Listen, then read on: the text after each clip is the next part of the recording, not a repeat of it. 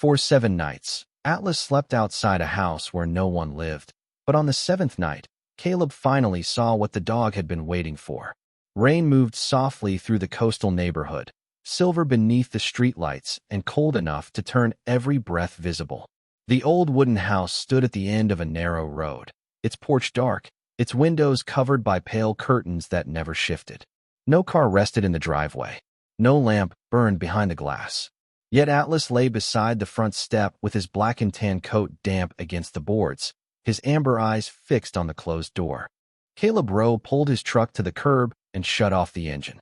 For a moment, he remained behind the wheel, listening to the rain tick against the roof. He had brought Atlas home 6 nights in a row.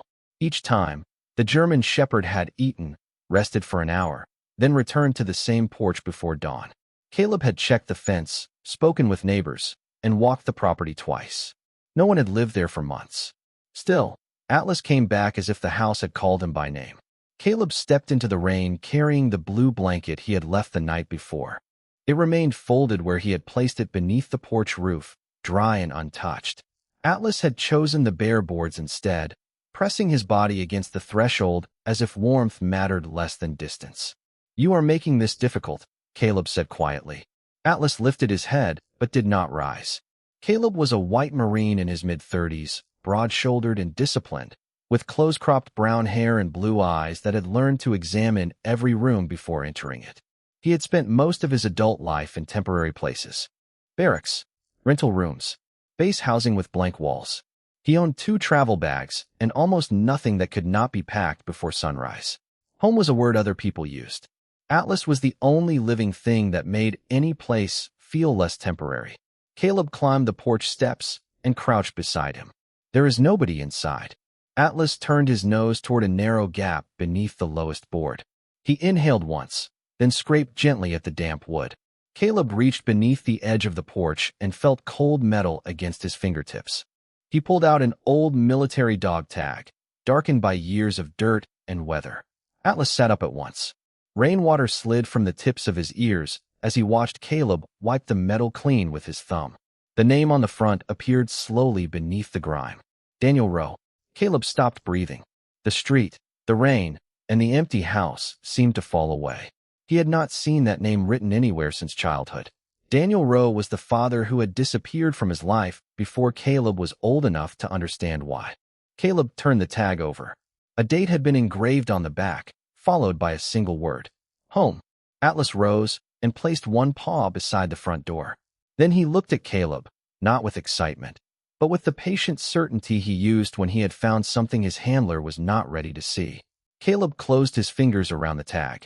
For 6 nights, he had believed Atlas was waiting for someone inside the house. On the 7th, he understood the dog had been waiting for Caleb to recognize the door. Caleb remained on the porch long after the rain softened. The dog tag rested in his palm, colder than the night air, its worn edges pressing against his skin as if the metal had carried the weight of every year between him and the man whose name it bore. Atlas sat beside the door, still and watchful. He did not pull toward the house. He did not scratch at the wood. He simply waited for Caleb to decide what came next. "You could have found anything," Caleb murmured. "Why this?" Atlas lowered his head toward the threshold. Caleb looked at the dark windows. He remembered almost nothing about his father clearly. A broad hand guiding his bicycle down a sidewalk. The smell of coffee and rain on a green field jacket. A voice promising to return before Caleb's 7th birthday. After that came silence, followed by explanations from adults who spoke carefully and never said enough. His mother had called Daniel unreliable. Other relatives used words like absent and gone. Caleb eventually stopped asking. The easiest way to survive unanswered questions was to pretend they no longer mattered. He had applied the same rule to everything since. Never unpack fully. Never depend on a place. Never build a life that could be taken away. Atlas rose and stepped toward the porch corner, where the gutter emptied into a patch of wet grass. He sniffed beneath an old bench, then pushed aside a layer of leaves with his nose. Caleb followed and found a faded tennis ball wedged near one of the wooden legs. The yellow felt had nearly turned gray, and one side bore shallow tooth marks. Atlas touched it once, then looked toward the house again. Caleb picked it up. A thin line had been drawn around the ball in black marker. and beneath the dirt, he could make out 2 letters. Dr. Daniel Rowe, Caleb said. The name sounded strange in his own voice. Atlas moved along the porch rail, searching with patient concentration. Near a loose plank, he found a narrow strip of olive fabric, weathered but still recognizable as part of an old Marine utility uniform. Caleb held it beside the dog tag. The objects were not random. They had been left, lost, or hidden over years, yet Atlas had located each one as if following a trail that still existed beneath the rain. Caleb looked toward the neighboring house. A porch light came on, and an elderly woman stepped outside beneath a clear umbrella. She had watched him during the previous nights, but never approached. This time, her eyes settled on the tag in Caleb's hand. "You finally found it," she said. Caleb stood. "You knew it was there?" "Not exactly. Daniel used to lose those tags whenever he worked under the porch." Her voice was gentle, but the name landed heavily between them. "You knew him?" The woman nodded. "Everyone on this street did." She glanced at Caleb's face, studying something familiar. "You have his eyes." Caleb tightened his grip around the tag. "How long did he live here?" "Almost 20 years. The answer struck harder than Caleb expected. 20 years meant Daniel had built a life. 20 years meant he had remained in one place, while Caleb believed he had disappeared from every place that mattered. The woman stepped closer to the fence. "He kept the porch light on every night, even after the house was empty." "Why?" She looked toward the dark fixture above the door. "He said someone might still need help finding the way back." Caleb turned toward Atlas. The German shepherd had moved to the welcome mat and was pressing his nose beneath one corner. Caleb lifted it. Hidden there, protected from most of the rain, was a small folded piece of paper wrapped in clear plastic. On the outside, written in faded ink, were 2 words. "For Caleb." Caleb held the wrapped paper beneath the porch light, but he did not open it. The plastic had protected the ink from rain, yet the edges were soft with age, as if someone had checked on it many times and then returned it to the same hiding place. Atlas sat beside his boot, watching the small package with quiet attention. The elderly neighbor remained by the fence, her umbrella tilted against the wind. "How long has that been there?" Caleb asked. "I cannot say," she replied. Daniel started leaving things around the house after his health began to fail. Notes in drawers. Keys beneath flower pots. He said memory should have more than one door. Caleb looked at the words again. "For Caleb." The handwriting was firm but uneven, nothing like the few birthday cards he remembered from childhood. He slipped the paper into the inside pocket of his jacket. "Why did no one contact me?" The woman lowered her gaze. "He tried." "That is not an answer." "No," she said softly. "It is only the beginning of one." Atlas rose and walked to the far end of the porch, where an old ceramic planter leaned against the railing. He nudged it once, then looked back. Caleb moved the planter and found a small brass key taped beneath its base. The key was marked with a strip of faded blue paint. The neighbor gave a faint nod. "That opens the front door." Caleb stared at her. "You knew that, too?" "Daniel asked me to watch the house after he was gone. He said if a Marine with his eyes ever came here with a German shepherd, I was to let him decide whether he wanted the truth." Caleb felt the air leave his lungs. He expected this? He hoped. The distinction unsettled him more than certainty would have. Caleb turned toward the door. The lock was old, its brass plate darkened by salt air. He inserted the key. For a moment, he could not make his hand move. Atlas stepped close enough for his shoulder to touch Caleb's leg. The contact was steady, familiar, asking nothing.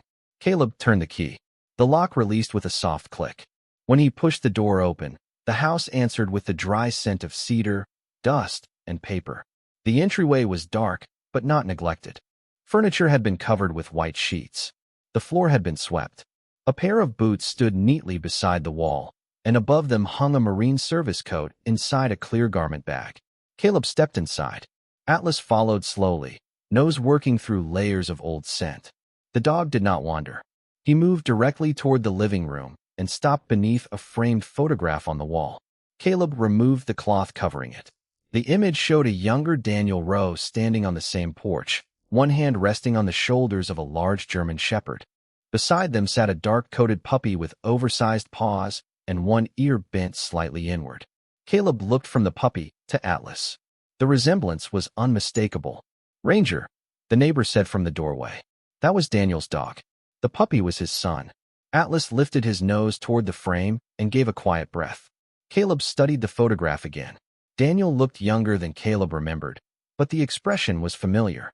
Calm, guarded, hopeful in a way that made Caleb angry. What happened to the puppy? He disappeared during a coastal storm years ago. Daniel searched every shelter from here to the state line. Atlas turned toward the hallway. His ears rose. From somewhere deeper inside the house came a faint metallic tap, followed by silence. He moved forward, passing the covered furniture and stopping at the base of the stairs. Caleb followed. On the wall beside them were 7 objects arranged in a narrow display. A dog tag, a tennis ball, a strip of olive fabric, a water-damaged photograph, a whistle, a brass key, and an empty space beneath a small label. Caleb leaned closer. The label held only one word. Letter. He reached into his jacket and touched the package hidden there. The trail had not begun under the porch. Someone had designed it to end inside this house, with Caleb standing exactly where Daniel had hoped he might one day return. Caleb stood beneath the display for several seconds, listening to the faint metallic sound from upstairs. The house seemed to hold its breath around him. Rain whispered against the windows, and somewhere inside the walls, old pipes clicked as they cooled. Atlas remained at the foot of the staircase, body still, ears angled toward the second floor. Caleb removed the wrapped letter from his jacket, but did not open it yet. "Show me," he said. Atlas climbed slowly, pausing on each step to test the air. Caleb followed with one hand resting on the railing. The wood was smooth beneath his palm, worn by years of use. Along the wall hung photographs covered in a thin layer of dust. Daniel in uniform, Daniel repairing the porch, Daniel kneeling beside Ranger beneath a summer sky. In nearly every image, the front door stood open behind them. At the top of the stairs, Atlas turned into a narrow hallway and stopped outside the final room. The door was partly closed. A brass wind chime hung from the handle, tapping softly whenever air moved through the cracked window inside. That was the sound they had heard. Caleb pushed the door open. The room had been preserved more carefully than the rest of the house. A small desk stood beneath the window. Shelves held old marine manuals, dog training books, and cardboard boxes labeled by year. On one wall, a map of the coastline was marked with red pins stretching north and south for hundreds of miles. Each pin had a shelter name written beside it. Daniel had searched for the missing puppy far longer than anyone had told Caleb.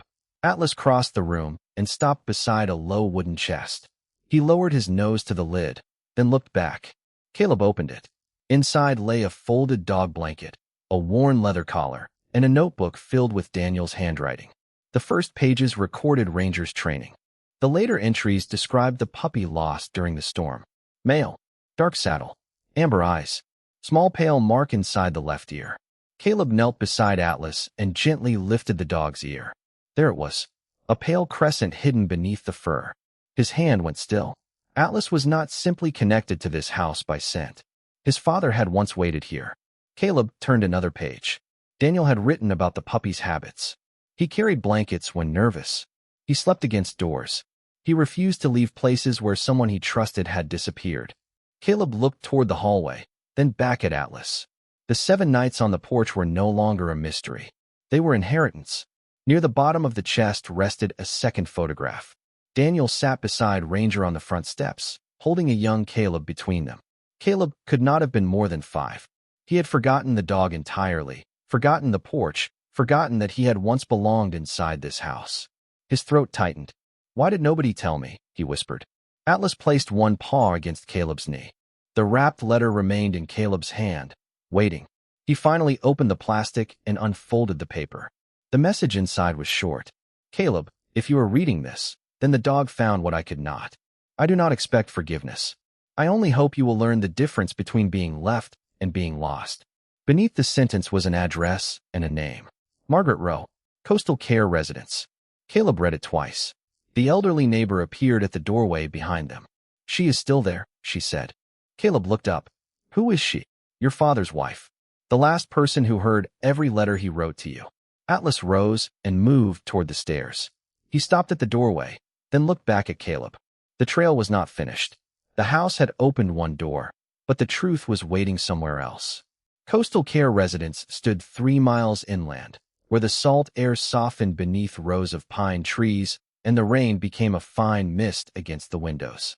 Caleb arrived just after 10 the next morning with Atlas beside him and Daniel's letter folded inside his jacket. The lobby smelled of coffee, clean linen, and the faint lavender polish used on the wooden floors.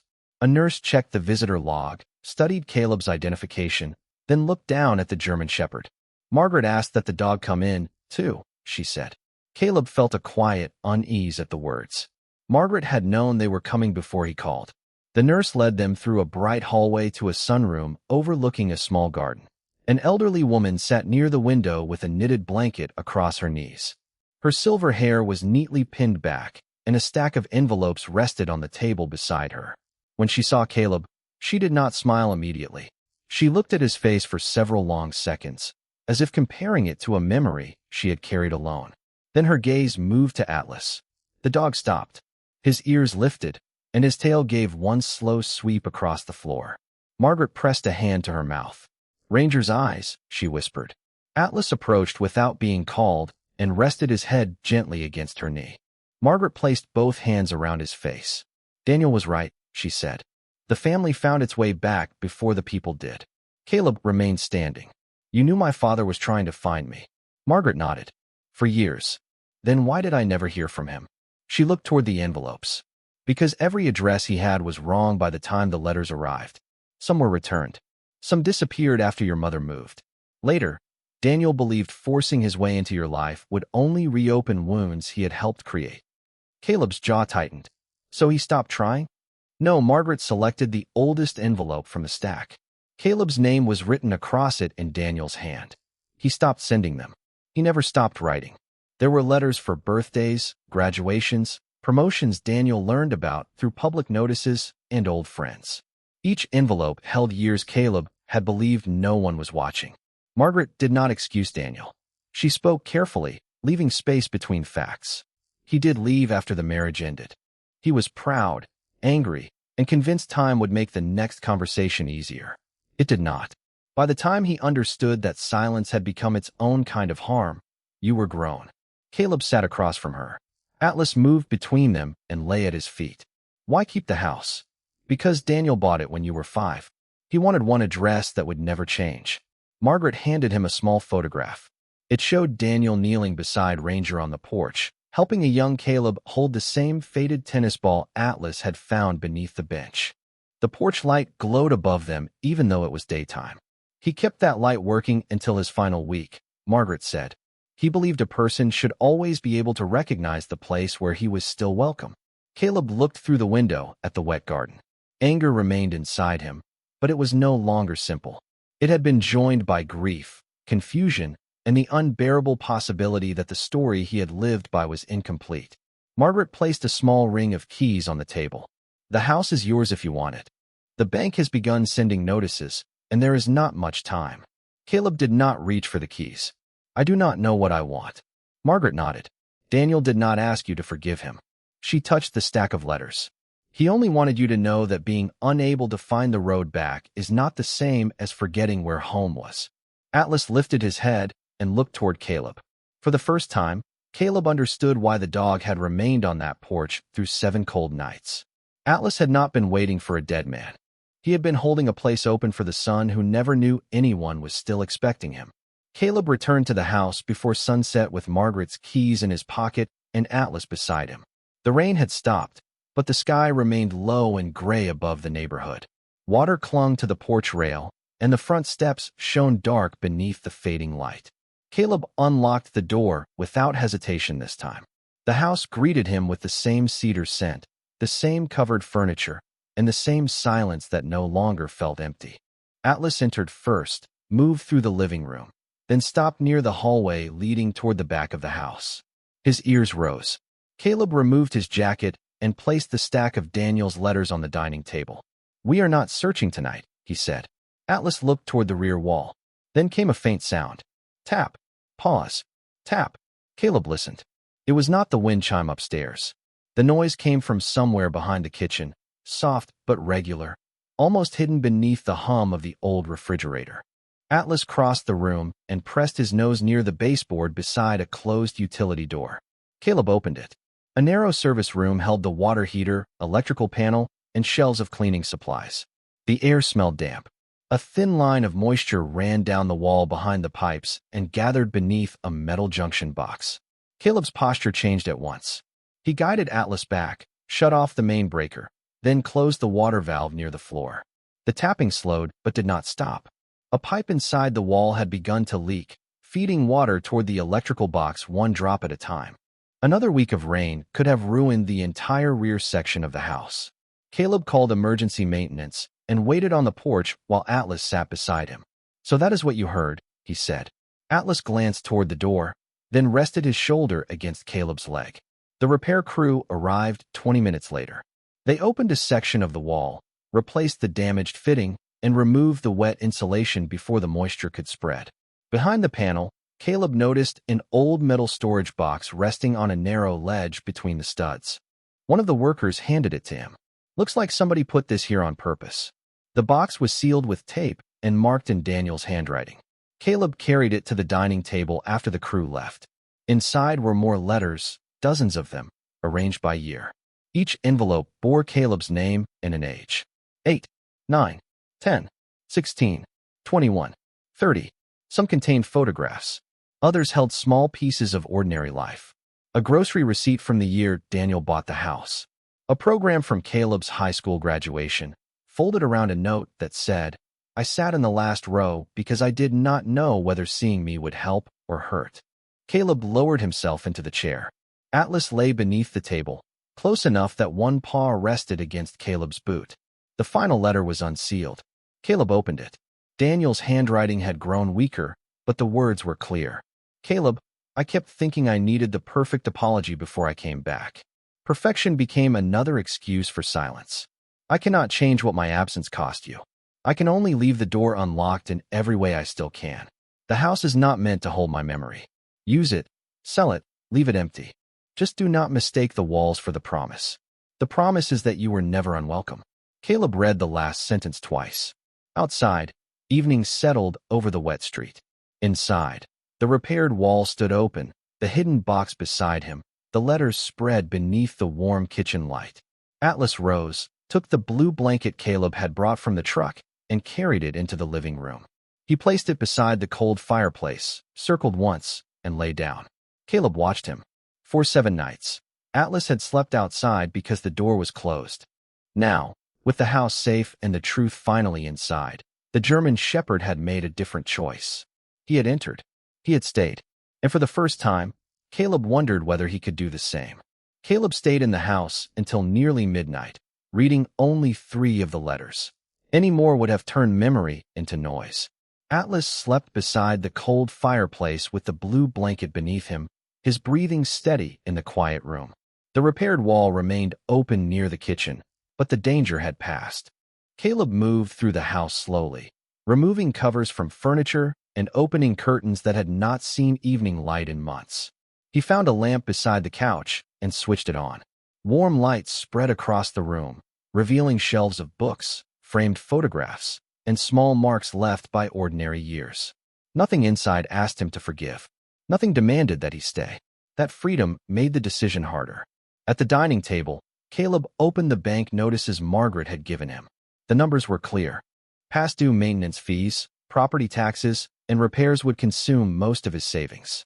Selling the house would be sensible.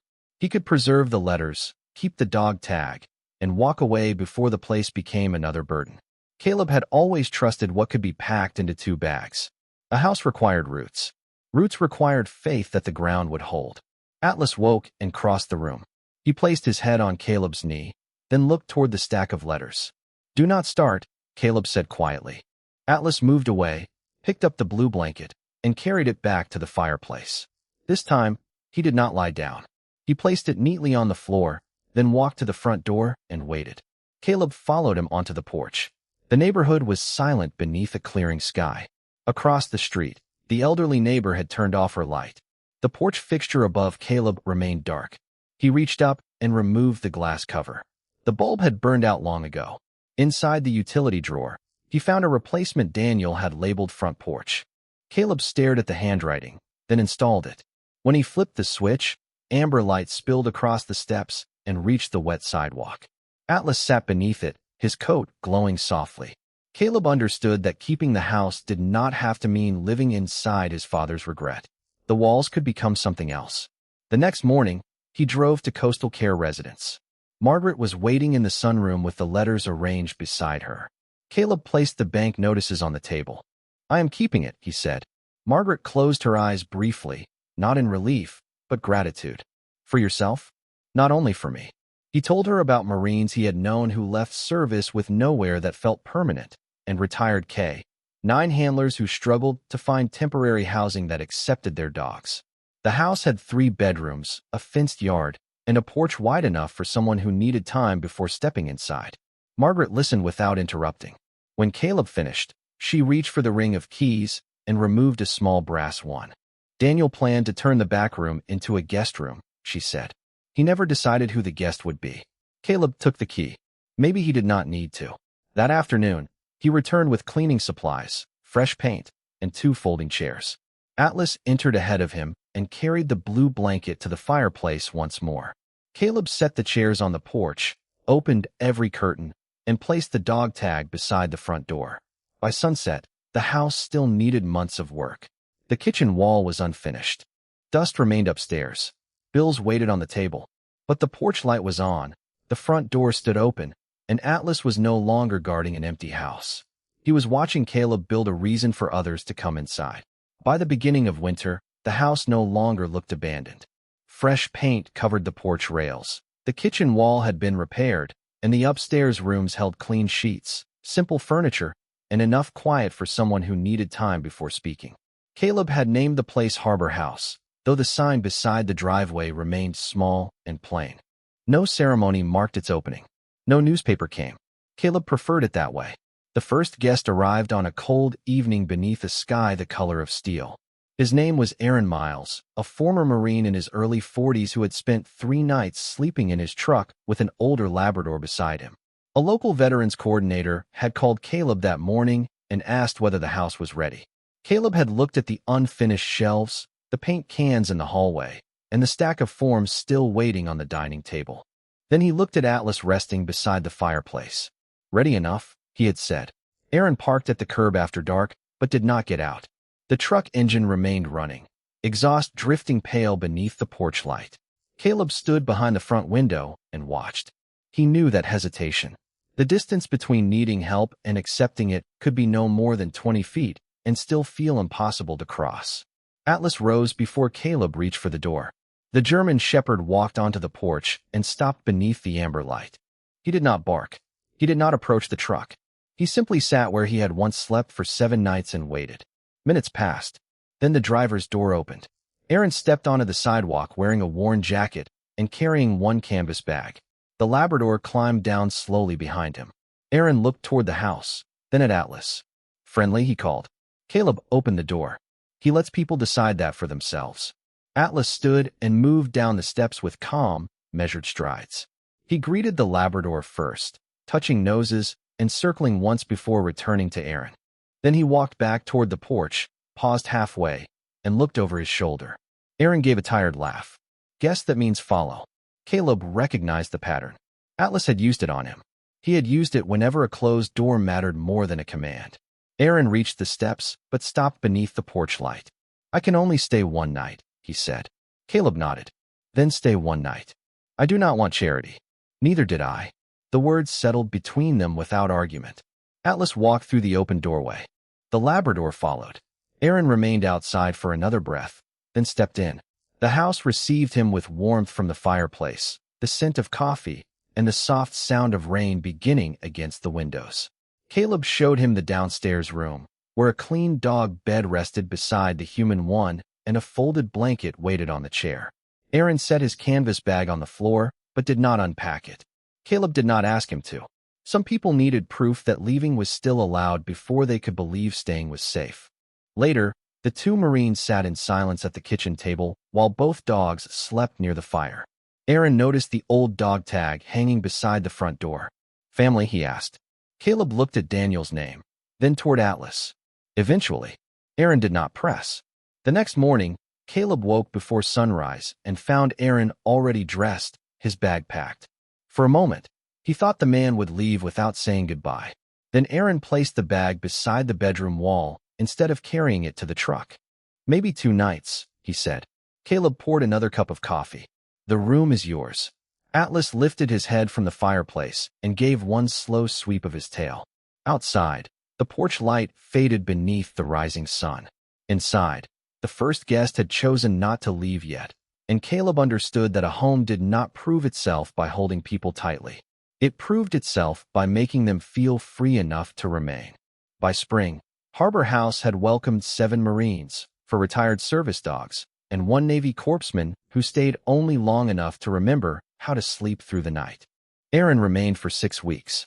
On the morning he left, he carried 2 bags instead of 1 because he had finally unpacked enough to own more than what fit beside a truck seat. His Labrador wore a new blue collar Caleb had found in Daniel's old storage room. Aaron paused at the bottom of the porch steps and looked back at the open door. "You know this place saved me," he said. Caleb shook his head. "It gave you somewhere to stop. You did the rest." Aaron looked toward Atlas, who sat beneath the porch light even though the morning sun had already risen. "Then he saved the place." Caleb rested a hand against the German shepherd's shoulder. Maybe the place saved him first. After Aaron drove away, Caleb stood on the porch listening to birds move through the pine trees. The neighborhood no longer passed the house in silence. People left groceries beside the door. A local carpenter repaired the fence without sending a bill. Margaret mailed handwritten notes to every guest, always ending with the same sentence: "You are not late. You are here." Caleb visited her each Sunday with Atlas. She never asked whether he had forgiven Daniel. Some questions became smaller when a person began living beyond them. Caleb had read every letter by then. He kept them in the metal box near the fireplace, not hidden inside a wall, but within reach. The final letter remained on top. "The promise is that you were never unwelcome." One rainy evening, almost a year after Caleb first unlocked the door, a car stopped at the curb. A young former Marine stepped out carrying a backpack and stood beneath the streetlight without approaching. Caleb recognized the careful posture, the eyes measuring every exit, the expression of someone who had already decided not to be a burden. Atlas rose from his place beside the fire. He walked through the open door and settled at the edge of the porch. Rain darkened his black and tan coat, but he did not move closer. He waited. The young man watched him for a long moment. "Is this Harbor House?" he called. Caleb stepped into the amber light. "It is. They said I could stay for a few days." "You can." The man looked at the doorway. "What if I do not know how long I need?" Caleb glanced at Atlas. "Then you do not have to know tonight." The young man crossed the wet sidewalk. Atlas stood, turned, and led him inside. Caleb remained on the porch for one quiet breath before following. Behind him, the light shone across the steps, the driveway, and a small stretch of road beyond the gate. Daniel had kept it burning for one son who never knew where to look. Caleb kept it burning for anyone still searching. Inside, Atlas lay beside the fireplace while the new guest placed his backpack near the wall. No one asked him to unpack. Coffee warmed on the stove. 2 dogs breathed softly in the next room. The front door stayed open until the rain passed. Some homes are inherited through names and keys. Others are built from a chair offered, a light left on, and a faithful dog who refuses to let a lost soul remain outside.